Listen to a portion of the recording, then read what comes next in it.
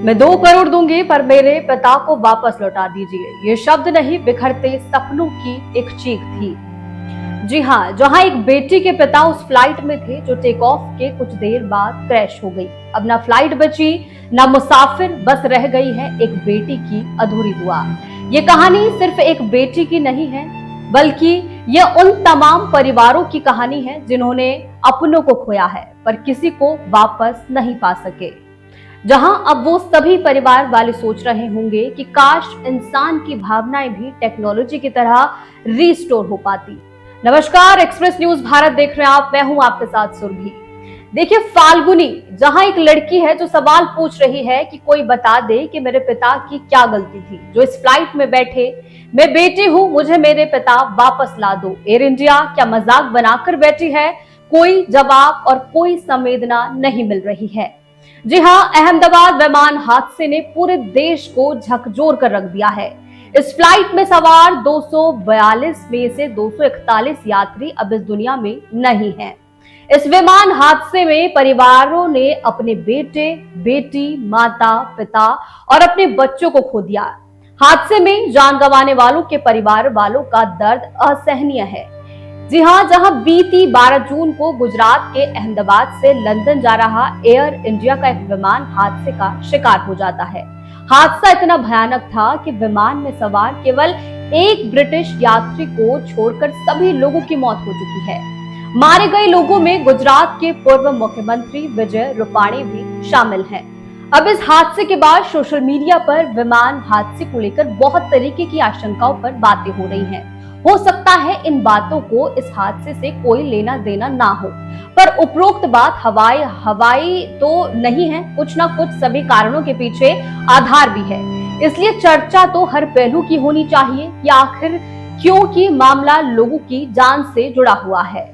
Boeing Dreamliner के दुर्घटनाग्रस्त होने की घटना ने विमानन जगत में कई गंभीर सवाल खड़े कर दिए हैं। दोनों इंजन का एक साथ फेल होना, जो एक अरब उड़ान घंटों में एक बार की दुर्लभ घटना मानी जाती है, जहां पर विमान की तकनीकी खामियों को साइबर हमले की संभावनाओं तक इस हादसे ने व्यापक चर्चा को जन्म दे दिया है। यात्री आकाश वत्स के दावे, साइबर सिक्योरिटी विशेषज्ञों की चेतावनी और एक कथित पूर्व CIA अधिकारी के वायरल ट्वीट ने इस दुर्घटना को और रहस्यमय बना दिया है। जहां रहस्यमय एक सवाल जो है वो ये कि दोनों इंजन का एक साथ फेल होना।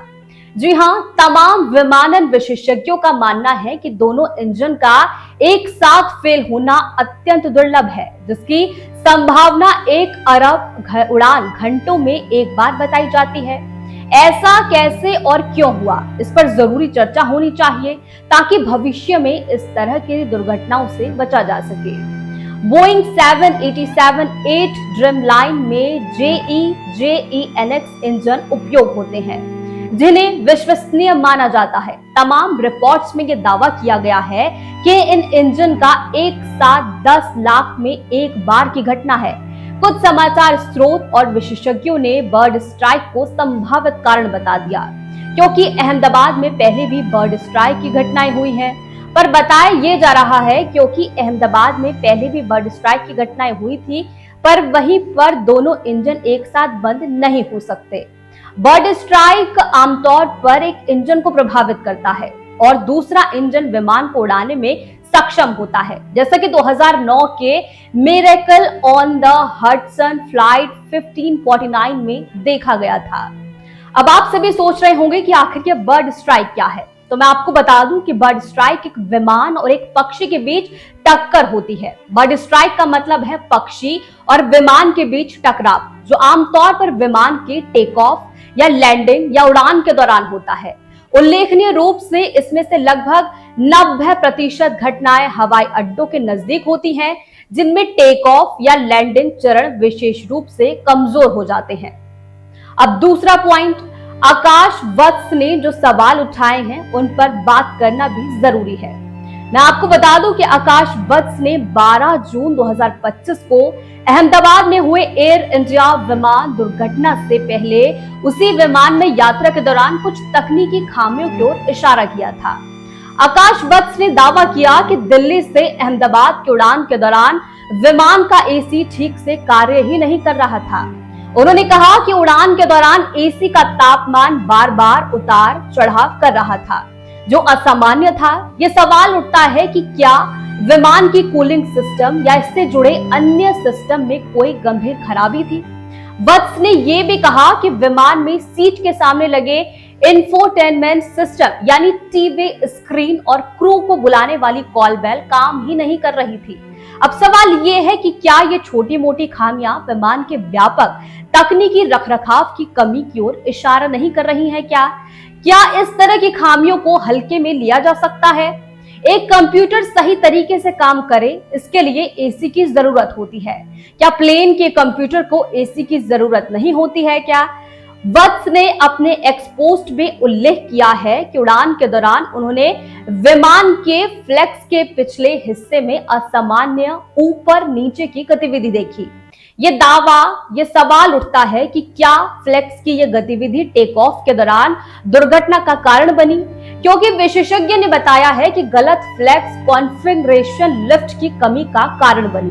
क्योंकि विशेषज्ञों ने बताया है कि गलत फ्लैप लिफ्ट की कमी का कारण बन सकता है। अब तीसरा सवाल ये कि क्या पायलटों का अनुभव और मे-डे कॉल भी एक बड़ा कारण है? अब मैं ये क्यों कह रही हूं? ये इसलिए क्योंकि कप्तान सुमित सभरवाल के पास 8,200 घंटे की फर्स्ट ऑफिसर क्लाइव कुंदर के पास 1,100 घंटे की उड़ान का अनुभव था। इतने अनुभवी पायलटों द्वारा मे-डे कॉल जारी करने के बावजूद विमान को बचाने में असफलता सवाल उठाती है। टेक ऑफ के 30 से 33 सेकंड बाद ही विमान ने ऊंचाई खो दी। इतने कम समय में क्या हुआ कि पायलट स्थिति को नियंत्रित ही नहीं कर पाया। अब ये सभी बातें कहीं ना कहीं इस पूरी घटना की ओर कई रहस्यमयी तरीके से देख रहे हैं कि क्या कुछ इसमें गलतियां थी। अभी कहीं ना कहीं इसकी वहां पर जांच की जा रही है। अब देखना होगा कि जांच में क्या कुछ आता है। फिलहाल ये जो उक्त शब्द मैंने सबसे पहले आपको बताया, जहां एक बेटी कहती हुई दिख रही है, ये सिर्फ एक बेटी की तड़प नहीं थी, ये उस सिस्टम के लिए आईना थे जो मुआवजे के जख्मों को भरना चाहते हैं। लेकिन सच कुछ और ही है। सच ये है कि जो रिश्ता खाक हो जाते हैं उन्हें कोई रकम फिर से नहीं बना सकती है। जहां अब लोगों को सिर्फ उड़ानों की गारंटी नहीं चाहिए, उन्हें अपनों के लौटने की भरोसेमंद व्यवस्था भी चाहिए। और जब तक ऐसा नहीं होगा, हर हादसे के बाद कोई ना कोई फाल्गुनी यूं ही कहती रहेगी कि मुझे मुआवजा नहीं चाहिए, मुझे मेरे पिता चाहिए, मुझे मेरा परिवार चाहिए।